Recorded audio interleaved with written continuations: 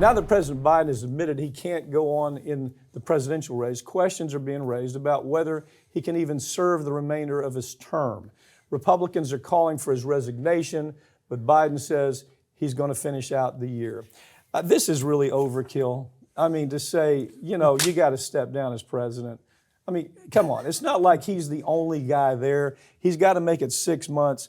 The Dems better hope he makes it 6 months. They better hope there's no invasion. They better hope nothing goes really bad wrong. Because I just strike, this is a little much to me. What is your take on it? I think in terms of will they actually force him to resign? Absolutely not. But is it a powerful campaign message? Because that's what they're testing right now. They're putting it out there to the public saying, listen, this guy was so messed up that he couldn't run for president, and they're going to let him keep being president. And that's the Democrat mentality. Right. Is that what that's where this is headed? They're trying to hang this on the head of the Democrats, which I don't think they understand that if Biden were to actually say, okay, fine, I'll resign, well, then Harris becomes president. Then she is technically the incumbent on the ballot. Right. Like, calling for his resignation would severely hinder the Republican Party. But they don't always think things through. They just jump on a talking point. First of all, it's not fair to him. He's going to make it, right. Although the idea of his brother James saying, this gives me some time to spend with my brother in the last days of his life. Did you see that quote? I didn't get that exactly. But let's see. It gives me time to spend with my brother towards the end of his life, as if he's on the deathbed. But I just think this is a little much, and I'm a little offended by making the mistake. There's people that can be there for the next 6 months to make sure everything's okay, but the Democrats better hope like hell nothing goes wrong. Right. Because if it does, it's just another thing where, first of all, they have the cover-up, right? The argument, they covered this up for a year and a half. Which, you and I have done the stories on that. I kind of agree there was a cover-up.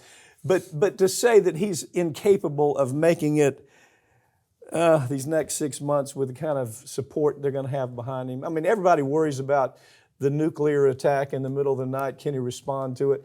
I would hope that everybody's tightening up in the next 6 months while he finishes up.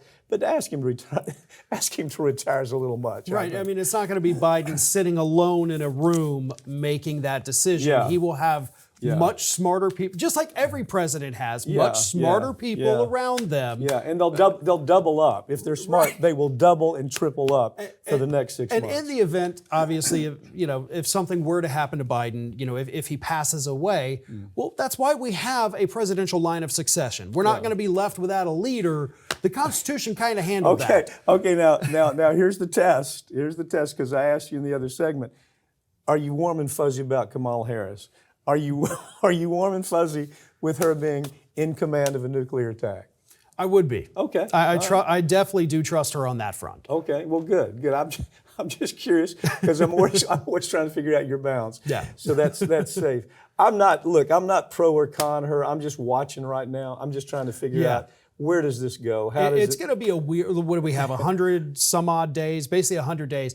It's going to be a weird 100 days. Yeah, no matter what happens with what's happened in the last 2 weeks in this country, the next 100 days is going to be so much weirder. All right, fair enough. I always listen to you, man. Let's see what happens.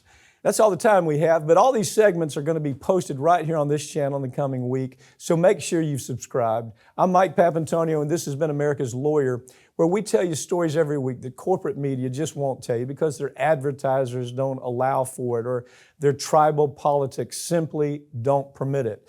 The problem is if you're Democrat, you've got to color within Democrat lines. If you're Republican, you got to color within the Republican lines. As you can see watching this show, we don't have lines. Hope to see you next time.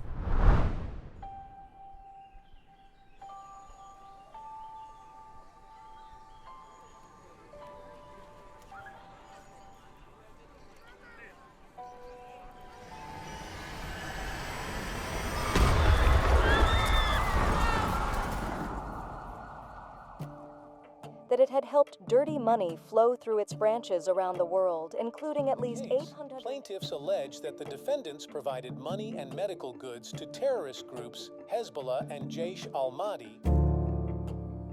This is a well-organized, business for these individuals that carry out these attacks. Terrorism is a business, and they run it like a business. They knew about what was going on for a decade. They absolutely, no question about it, knew that HSBC was washing money. They had every reason to understand it was for terrorism and it was for drug cartels. Took no action whatsoever. These banks are involved. Their accounts are connected, and they're using them to mask the transactions. The more complicated they can make the transactions, the more distance they can put between the bad guys and the seemingly legitimate purpose of these funds. They pay $1.9 billion, which is a drop in the bucket compared to what they've made, and nobody goes to prison. These CEOs, these bankers that made this decision, they're safe at home. They know what they've done. It's resulted in the death of Americans, contractors and soldiers, not just hundreds, but thousands. And we look the other way because they don't look like criminals. The die is cast. The people that are responsible are on Wall Street. And they don't look like criminals. It's almost a suspension of disbelief. Sometimes I'll have people call me and say, is this real?